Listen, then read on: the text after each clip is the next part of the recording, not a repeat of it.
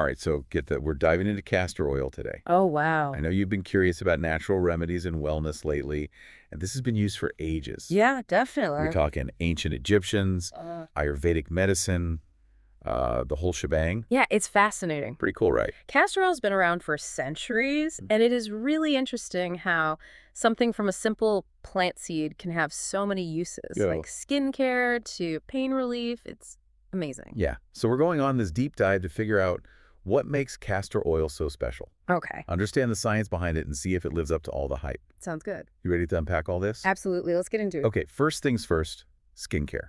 Okay. This seems to be one of the biggest reasons people turn to castor oil. Yeah. What makes it stand out from all the coconut oils and the argan oils of the world? Well, the real star of the show is ricinoleic acid. Okay. It's this unique fatty acid that's found in castor oil, and it's amazing at attracting and holding on to moisture. Oh. It actually forms a protective barrier on your skin to keep that hydration locked in. So it's not just adding moisture, it's preventing moisture loss too. Exactly. That's a game changer. Especially for people with dry skin. Yeah, right. And it goes beyond basic dryness, too.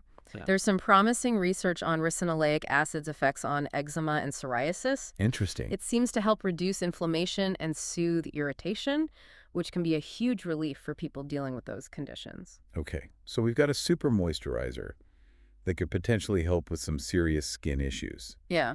What about those claims about reducing scars and stretch marks? Is there any truth to that? There's definitely anecdotal evidence suggesting castor oil can help minimize the appearance of scars and stretch marks. Okay. The thinking is that ricinoleic acid stimulates collagen production, which is essential for skin regeneration. So it's about promoting healthy new skin growth to help fade those marks. Yeah, That's pretty impressive. it is. Now, while more research is needed to fully understand its efficacy, the anecdotal evidence and traditional use are compelling. I've also heard a lot about castor oil for hair growth. Right. This one seems to be almost legendary. Yeah. What's the science behind this? Well, it's not just a myth. No. Castor oil can benefit hair growth in several ways. First, it nourishes the scalp and hair follicles thanks to its rich fatty acid content. Gotcha. This is crucial for healthy hair growth because it provides the building blocks for strong, vibrant hair. Okay, so it's feeding the hair from the root, Right? but I've also heard it can help with hair loss and thinning. Yes, and this is where things get interesting. But Castor oil is believed to improve blood circulation to the scalp. interesting. This means more nutrients and oxygen are delivered to the hair follicles, Okay. which can potentially stimulate hair growth and even reactivate dormant follicles. Wait, so it's not just about growing new hair? It might be able to wake up those follicles that have stopped producing hair. That's the idea. Wow. And on top of that, castor oil helps strengthen the hair shaft, reducing breakage and split ends. Oh. This means the hair you do have is less likely to snap off, contributing to fuller, healthier-looking hair overall. Okay, now I'm really starting to understand the hype. Mm-hmm. But what about dandruff and scalp health? Sure. Can castor oil help with those too? Absolutely. Castor oil has natural antimicrobial properties, Okay. which means it can help keep the scalp clean and balanced, combating the pesky fungi that can cause dandruff and itchiness. So it's like a multi-pronged approach to hair health, nourishing, stimulating growth, strengthening, and even keeping the scalp clean. Exactly. That's pretty incredible for one oil. It really is. And remember, healthy hair starts with a healthy scalp. Right. Castor oil addresses both of those aspects, Mm. which is why it's been a hair care staple for centuries. All right, let's shift gears a bit and talk about internal uses of castor oil. Okay. I know it has a history as a laxative, but that's one area where people tend to be a bit hesitant. And rightfully so. Yeah. While castor oil can be effective for relieving constipation, It's important to use it cautiously and under the guidance of a healthcare professional. why is that? What makes it so different from other remedies people might use for constipation? Well, the key is, again, ricinoleic acid. Okay. It acts as a stimulant laxative, which means it triggers contractions in the intestines to get things moving. I've heard some, let's say, intense stories about its effects. Yeah. What should people be aware of before even considering internal use? The biggest thing is moderation. Okay. Too much castor oil can lead to uncomfortable cramping diarrhea and even dehydration. Wow. It's not something to take lightly. So definitely talk to your doctor first and make sure you're using it correctly. Exactly. It's better to err on the side of caution, especially with internal use. Right. But let's move on to another potential benefit of castor oil, Oh, okay. pain relief. Pain relief. That's a new one for me. I'm intrigued. Tell me more. Well, remember those anti-inflammatory properties we discussed earlier? Yeah. They come into play here too. Castor oil is believed to help alleviate muscle soreness, joint pain, and even discomfort from conditions like arthritis. So how does that work? You just rub it on the sore spot? You can massaging castor oil into the affected area can be helpful, or you can use it in a compress. A compress. What's that exactly? You soak a cloth in warm castor oil and apply it to the painful area. Oh, okay. It's a simple way to deliver those anti-inflammatory benefits directly to the source of the pain. I also heard of castor oil packs. Yeah. Are those related to compresses? Yes. Castor oil packs are essentially a more intensive form of a compress. Okay.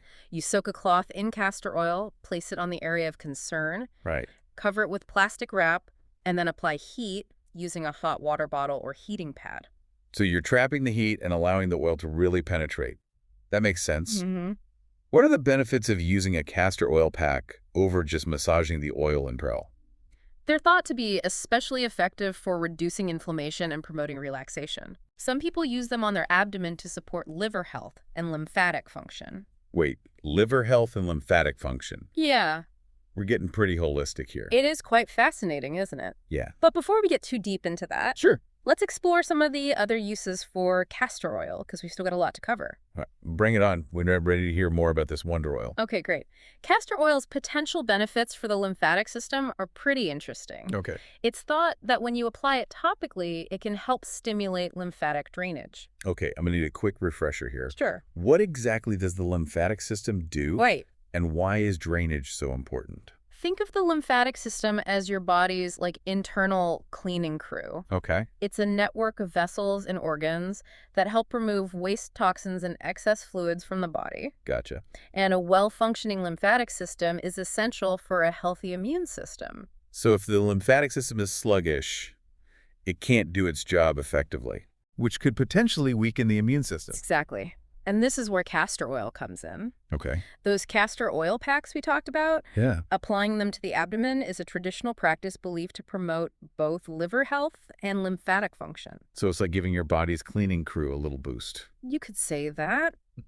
Now, here's another interesting use for castor oil that might surprise you. Okay, what's that? Acne treatment. Wait, hold on. Oil for acne. I know. Isn't that like adding fuel to the fire? It seems counterintuitive. Yeah. But hear me out. Castor oil is non-comedogenic, meaning it won't clog your pores. Look. And remember those antimicrobial and anti-inflammatory properties we keep talking about? Yeah. They can help combat the bacteria that contribute to acne and reduce redness and inflammation.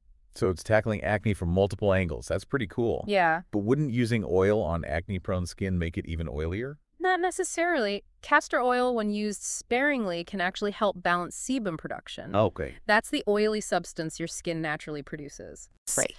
It's all about finding the right balance. So it's not about avoiding oil altogether. It's about using the right oil in the right way. Exactly. This is making me rethink my entire skincare routine. It's all about understanding the science behind natural ingredients and how they interact with your skin. Okay.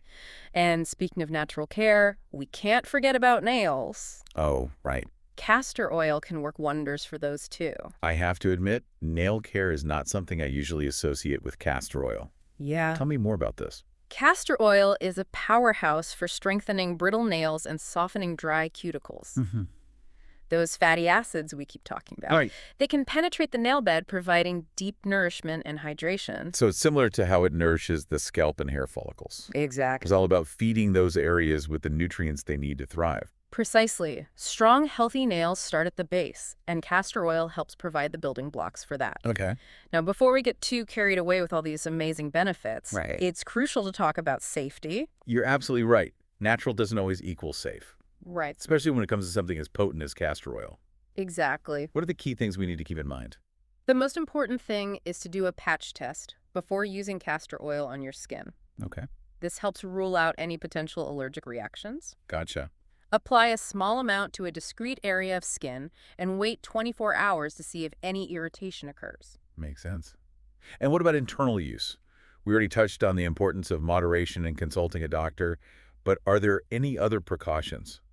It's essential to start with a very small dose when using castor oil internally. Okay. And gradually increase it only if needed. Right. And as we discussed, never use it internally without your doctor's guidance. Okay, noted. Any tips on how to store castor oil properly? Store it in a cool, dark place to preserve its potency and prevent it from going rancid. Okay. A tightly sealed container is key. Great tips. It's clear that while castor oil has a ton of potential benefits, Mm, it's not something to use haphazardly. exactly. Like any potent remedy, respect its power and use it wisely. Now, I'm curious, what stands out to you the most about castor oil after all we've discussed? Honestly, I'm blown away by its versatility. Yeah, Skin hair digestion, pain relief, even nail care. it's amazing. It's like this one oil can address so many different aspects of well-being. It is remarkable, isn't it? It really highlights the interconnectedness of our body systems Right. and how a single natural remedy can have such a widespread impact. It makes you wonder if there are other natural wonders out there just waiting to be rediscovered. Absolutely. And that's the beauty of exploring natural remedies. Yeah. There's always something new to learn and discover. So let's say someone is interested in giving castor oil a try. Okay. What are some practical ways to incorporate it into their routine? Well, for skincare, you can apply a small amount directly to your face as a moisturizer, Okay. or add a few drops to your existing skincare products. It's very thick, so a little goes a long way. And for hair care, is Sure. it as simple as just putting it on your hair? You can massage it into your scalp and hair, leave it on for a few hours or overnight, and then wash it out. Oh, gotcha. Some people find it beneficial to warm the oil slightly before applying it, as this helps it penetrate better. Okay. What about those castor oil packs? Yeah. They sound intriguing, but how do you actually make one? It's easier than you might think. You soak a piece of flannel or cotton cloth in castor oil, Okay. apply it to the desired area, and then cover it with plastic wrap to protect your clothes and bedding. Right. You can then apply heat using a hot water bottle or heating pad. How long do you typically leave a castor oil pack on? A good starting point is 45 minutes to an hour experiment and see what feels best for you. And any recommendations on specific brands or types of castor oil to look for? Opt for cold-pressed organic castor oil whenever possible. This ensures it's been extracted without the use of heat or chemicals, preserving its nutrients and quality. Great advice. Now, we've talked a lot about the positives, Mm-hmm. but are there any potential downsides or things to be aware of? Besides the potential side effects of internal use, the main thing to note is that castor oil can be quite thick and sticky. Okay, yeah, I can imagine that could get a bit messy. Exactly. If you're using it on your skin or hair, start with a small amount and see how you go. You can always add more if needed. Are there any skin or hair types that might not be a good fit for castor oil?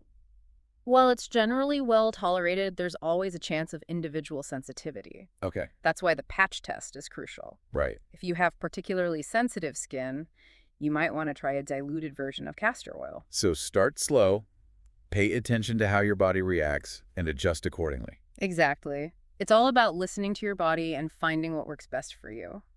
All right, I think we've covered a lot of ground here. We have. From ancient uses to modern science, we've explored the many facets of this remarkable oil. It's been a fascinating journey, wouldn't you say? Absolutely.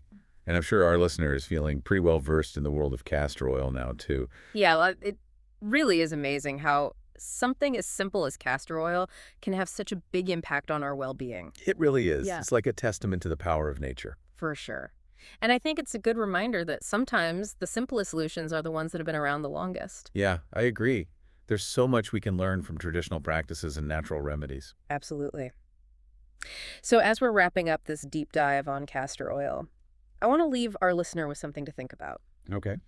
Could castor oil be what you're missing in your wellness routine? Mm. I mean, we've seen its potential for better skin, stronger hair, a calmer body, even a stronger immune system. It's pretty amazing, right? Yeah, it is. And what I find most encouraging is that there's still so much we don't know about this oil. Right. The research is always changing, and we're learning new things about its benefits all the time. It really makes you wonder what's out there. It's exciting to think about. So to our listener, do your own research. Talk to your doctor and see if castor oil could be a good fit for you. Yeah, remember, knowledge is power. The more you know about natural remedies like castor oil, the better you'll be able to make choices about your health. Well said. That's a great way to put it. So we'll leave you here to explore castor oil and all it can do. Have fun experimenting. Thanks for joining us on this deep dive, It was a pleasure being here. and we'll catch you next time.